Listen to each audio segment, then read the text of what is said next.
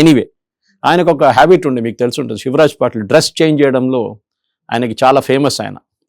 ఆ రోజు కూడా టెర్రరిస్ట్ అటాక్ జరిగినప్పుడు సిఎస్టీకి వెళ్ళారంట, అక్కడ మొత్తం రక్తం అని చూసి ఆయన డ్రెస్ మీద కూడా వచ్చి పడ్డదంట. దాని తర్వాత ఆయన వెళ్ళి మళ్ళీ డ్రెస్ మార్చుకున్నాడంట. ఓకే, అది దీంతో సంబంధం లేదు, కానీ దీని తర్వాత జరిగింది అది న్యూస్ పేపర్లోనే వచ్చింది. ఇన్ఫ్యాక్ట్ దిస్ ఎంటైర్ థింగ్ చాలా డీటెయిల్గా క్యాప్చర్ చేసి మా ఎక్స్ కొలీగ్ అప్పుడు టైమ్స్లో ఉన్న సందీప్ ఉన్నితాన్ అని చెప్పి, నౌ హీజ్ ఐ థింక్ ఎన్డీటీవీలో ఉన్నారనుకుంటా ఆయన, డిఫెన్స్ కరెస్పాండెంట్గా. సందీప్ ఉన్నితాన్ దీని గురించి డీటెయిల్గా రాశారు ఏం జరిగింది, ఎందుకంటే టైమ్స్ ఆఫ్ ఇండియా పక్కన సిఎస్టీ, అవును, అక్కడే జరిగింది అటాక్ మెయిన్గా. సో ఈ స్టోరీ అక్కడ ఉంది. దాని తర్వాత రాహుల్ శివశంకర్ ఆర్టీఏ ఫైల్ చేసి అప్పుడు ఆయన, I think it was news X, ఆయన ఈ స్టోరీ బయటికి తీశారు. ఇంకోటి ఇదంతా రికార్డ్స్లో ఉంది మొత్తం, నథింగ్ ఈజ్ ఫేక్. దానికోసం ఇవాళ దాకా మణిగారి మీద కేసు వేయడానికి ట్రై చేశారు వీళ్ళు, మణిగారిని అరెస్ట్ కూడా చేశారు. ఒఫిషియల్ సీక్రెట్ యాక్ట్ కింద మీరు డాక్యుమెంట్ రిలీజ్ చేశారు అది అని చెప్పి ఆయన ఇంట్రోగేట్ చేశారు. చేయి మీద సిగరెట్ బట్స్ పెట్టుకొని కొట్టారు ఆయన, అంటే ప్రెస్ చేసి పెట్టుకున్నారు టార్చర్ చేయడానికి. ఆయన కిడ్నాప్ చేశారు, మీకు గుర్తుంటుంది. దాని తర్వాత అది సపరేట్ స్టోరీ, అది ఈ 2 రోజుల తర్వాత 3 రోజుల తర్వాత జరిగిన ఒక ఇన్సిడెంట్ అనమాట కిడ్నాపింగ్. ఇప్పుడు మనం 26/11లో ఉన్నాం. దీని తర్వాత మనకు తెలిసిందే Sandeep Unnikrishnan your the leader of that NSG commando force, ఆయన చనిపోయారు ఆపరేషన్లో. ఆయన లీడ్ చేస్తూ దాని తర్వాత ఒక 1.5 days తర్వాత టెర్రరిస్ట్ అందరిని చంపేశారు. ఇది మనం ఈవెన్ దురంధర్లో చూస్తాం సీన్, పాకిస్తాన్ నుంచి వాళ్ళు కంట్రోల్ చేస్తున్నారు మొత్తం. మన మీడియా వాళ్ళు లైవ్ టెలికాస్ట్ ఇచ్చారు, వాళ్ళు మొత్తం లైవ్లో చూస్తూ కూర్చున్నారు వాళ్ళు. సో ఈ ప్రశ్న ఎక్కడ వచ్చిందంటే, ఇది ఎందుకు అడ్డుకోలేకపోయారు? యూ న్యూ ఒకటి అటాక్ జరుగుతుంది, అటాక్ జరిగిన తర్వాత ఇమ్మీడియట్ రియాక్షన్ సిఐఎస్ఎఫ్ను సిఆర్పిఎఫ్ను పంపించాలండే, ఎస్పెషల్లీ సిఐఎస్ఎఫ్కి దీని ట్రైనింగ్ ఉంది. ఓకే, యాంటీ హైజాకింగ్ కూడా వాళ్ళకి ట్రైనింగ్ ఉంది, సో వాళ్ళకి తెలుసు ఎట్లా హ్యాండిల్ చేయాలని. సిఆర్పిఎఫ్ అట్లీస్ట్ కవరింగ్ ఫైర్ ఇస్తారు మీకు వెనక నుంచి, వాళ్ళు చూసుకుంటారు. సిఐఎస్ఎఫ్ వాళ్ళు లోపల పోయిన, సిఆర్పిఎఫ్ వాళ్ళు అవుటర్ కారిడార్ చూసుకుంటారు. ఇదన్నీ జరిగిన తర్వాత కూడా ఈ డిలే ఎందుకు చేశారు? దాని తర్వాత పెద్ద ఎంక్వైరీ జరిగింది. మన్మోహన్ సింగ్ శివరాజ్ పాటిల్ని రాజీనామా చేయమని చెప్పారు. ఆయన రాజీనామా చేసి చిదంబరం గారు హోమ్ మినిస్టర్ అయ్యారు. అండ్ చిదంబరం గారు ఇచ్చిన స్టేట్మెంట్తోనే ఇది మొదలవుతుంది. దీంట్లో వీళ్ళు అనుకున్నారు వీళ్ళందరూ చనిపోతారు టెర్రరిస్ట్ అనుకున్నారు, కానీ లక్కీగా అన్లక్కీగా ఫర్ కసబ్, అజ్మల్ కసబ్ అని ఒకరిని పట్టుకున్నారు. అది మనం తుకారాం ఓంబ్లే గారిని దండం పెట్టారు, అందుకని ఆయన పాపం ఆయన త్యాగం చేసి ఆయన పట్టుకున్నాడు. ఈ మీరు ఆ ఫోటోలు చూస్తే కసబ్ ఎస్పెషల్లీ సిఎస్టీ స్టేషన్లో ఉన్న దాంట్లో కల్వా కట్టుకొని ఫైర్ చేస్తున్నాడు, ఆటోమేటిక్ వెపన్. ఒక ముస్లిం కల్వా ఎందుకు కట్టుకుంటాడు? అదొకటి. అప్పుడు ఎవరు దీని గురించి ఆలోచించలేదు, వీళ్ళు ఎవరైనా తెలియదు. First of all Mumbai Pakistan నుంచి వచ్చాను అది కూడా తెలియదు వీళ్ళకి. తర్వాత ఉన్న ఎంక్వైరీలో వారం తర్వాత 10 రోజుల తర్వాత నెల తర్వాత ఇదంతా బయటకు వచ్చింది. కసబ్ పట్టుకున్నారు, ఈ వాజ్ కాట్ అలైవ్ కానీ ఇంజర్డ్. ఆయన కొంచెం టైం పట్టింది హాస్పిటల్లో రికవర్ చేసి ఆయన ఇంటర్గేట్ చేయడానికి టైం పట్టింది. దాని నడిమిట్లో ఒక 2 వారం తర్వాతనే మన దిగ్విజయ్ సింగ్ కొన్ని ముల్లాలతో కలిసి ముస్లిం ఉలేమాల్ని కలిసి ఒక పుస్తకం రిలీజ్ చేశారు, 26/11 ఆర్ఎస్ఎస్కి సాజిష్. అంటే 26/11 ఆర్ఎస్ఎస్ కుట్ర. ఎందుకు? ఓకే, వీళ్ళ ఉలేమాలు ఎందుకు వస్తారు దాంట్లో, ముస్లిం లీడర్స్ వాళ్ళు ఎందుకు తీసుకొచ్చారు? మీకు తెలుసు వాసుదేవన్ గారు ఒక పుస్తకం పబ్లిష్ చేయాలంటే మినిమం 6 నెలలు పడుతుంది కనీసం. Sir homework చేసుకోవాలిగా. 26/11 గురించి డీటెయిల్స్, 26/11 ఎట్లా జరిగింది, దీంట్లో ఆర్ఎస్ఎస్ పాత్ర ఎక్కడుంది, ఆర్ఎస్ఎస్ వాళ్ళు పంపించిన హిందూ టెర్రరిస్ట్ ఉన్నారు దీంట్లో, సాఫ్రన్ టెర్రర్ అని ఈ వర్డ్ అప్పుడు కాయిన్ అయింది. ఈ పుస్తకం పబ్లిష్ చేయడానికి అంతా వాళ్ళు ఒక 4 రోజుల వ్యవధిలో 2 వారాల్లో వచ్చేస్తుంది ఆర్ఎస్ఎస్కి సాజిష్. తర్వాత వీడు పాకిస్తాన్ ఇవ్వడం తెలిసింది, దట్ ఈ వాజ్ ముస్లిం తెలిసింది, కానీ బుక్ విత్డ్రా చేయలేకపోయారు అప్పుడు దాకా. ఆ పుస్తకం రిలీజ్ చేసిన వీడియో ఎప్పుడు కూడా ఇంటర్నెట్లో మీకు దొరుకుతుంది, యూట్యూబ్లో.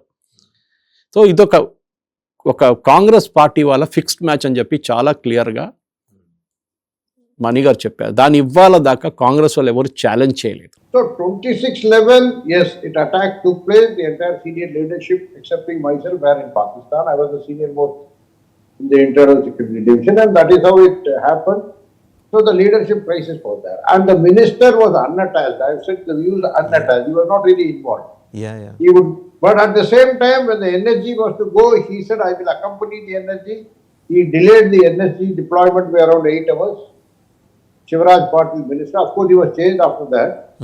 But the question is whether the then government was they serious about terrorism That is what, it is not about 26/11 or Makkah Masjid, yesterday Makkah Masjid anniversary, or it is today, Yeah. 18th May. Yeah. Makkah Masjid, now we have completed 18 years. Makkah Masjid also, they let off the real culprits, they framed innocent people who got acquitted. In April 2018, the judgment came. 26/11 also, Gokul Chart also, everywhere, including your STF office in Andhra Pradesh was bombed once in 2005. Yes. So there are a series of, in Andhra Pradesh only, Hyderabad only, I'm saying, there are other, all over India, other cases are there.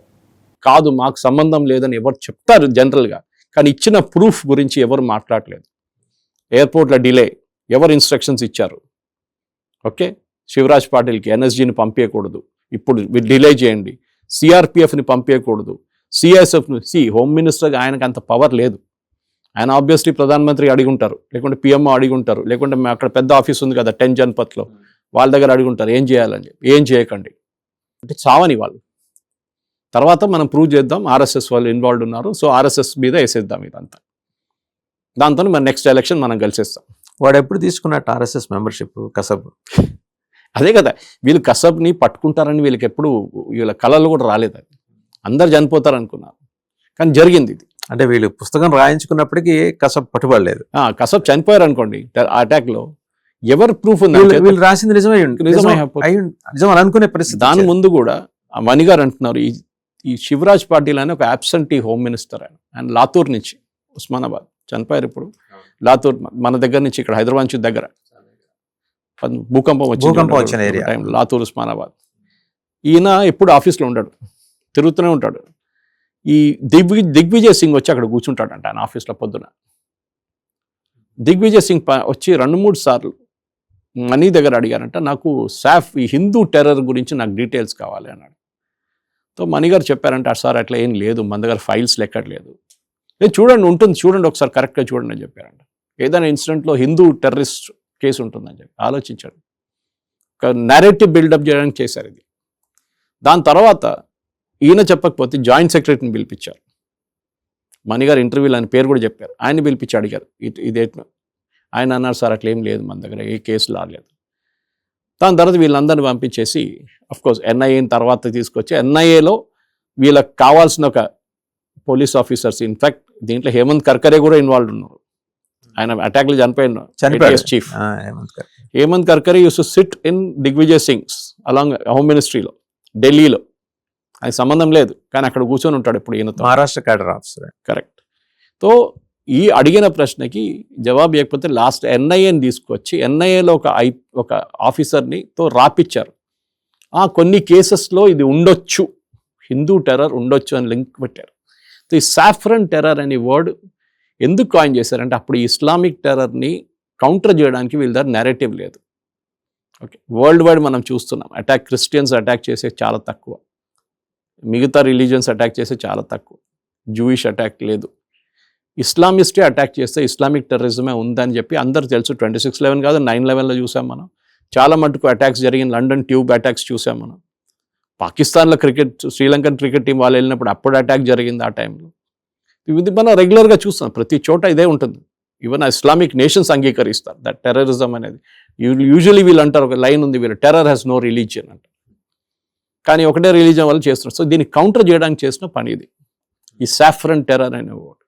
మనం డీటెయిల్గా మాట్లాడదాం, ఎందుకంటే ఇది ఒక ఎపిసోడ్లో finish కాని story కాదు. ఇది మన ప్రేక్షకులు కూడా అర్థం చేసుకోవాలి.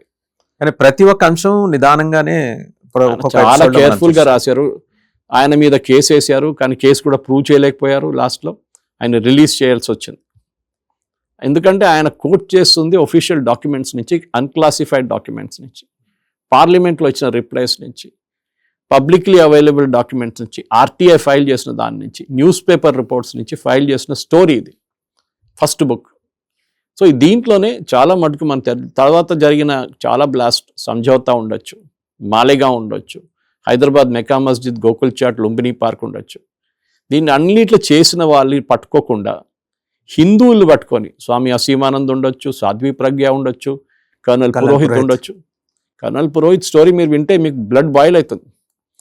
ఆయన ఐబీ ఆఫీసర్ ఉండి, అంటే మిలిటరీలో ఒక ఇంటెలిజెన్స్ బ్రింగ్ ఉంటుంది, ఎంఐ అంటారు వాళ్ళని. వాళ్ళ పని మన సివిలియన్ దాంట్లో ఐబీ ఎట్లా ఉంటారో మిలిటరీలో కూడా ఒక Parallel గా చేస్తారు. ఇంటెలిజెన్స్ డిపార్ట్మెంట్ ఉంటారు, వాళ్ళు ఈ టెర్రరిస్ట్ని ట్రాక్ చేస్తూనే ఉంటారు. దాంట్లో ఆయనకి ఒక ఈ 26/11 గురించి ఒక ఇనీషియల్ స్టోరీ వచ్చింది ఆయన దగ్గరికి, ఇట్లా ఒకటి జరగవచ్చు అని చెప్పి. ఆయన అది ఎంఐ వాళ్ళని ఇన్ఫార్మ్ చేశారు, బాసెస్ని. అది ఎట్లనో ఫైనలీ డిఫెన్స్ మినిస్ట్రీ నుంచి హోమ్ మినిస్ట్రీకి వచ్చింది, శివరాజ్ పాటిల్. అక్కడి నుంచి ఎవరో కమ్యూనికేట్ చేశారు అక్కడికి, వాళ్ళ హైకమాండ్కి. అప్పుడు ఇమ్మీడియట్గా ఇన్స్ట్రక్షన్స్ వచ్చింది, ఈయనని ఎట్లైనా పట్టుకోవాలి, ఈ స్టోరీ బయటికి రాకూడదు.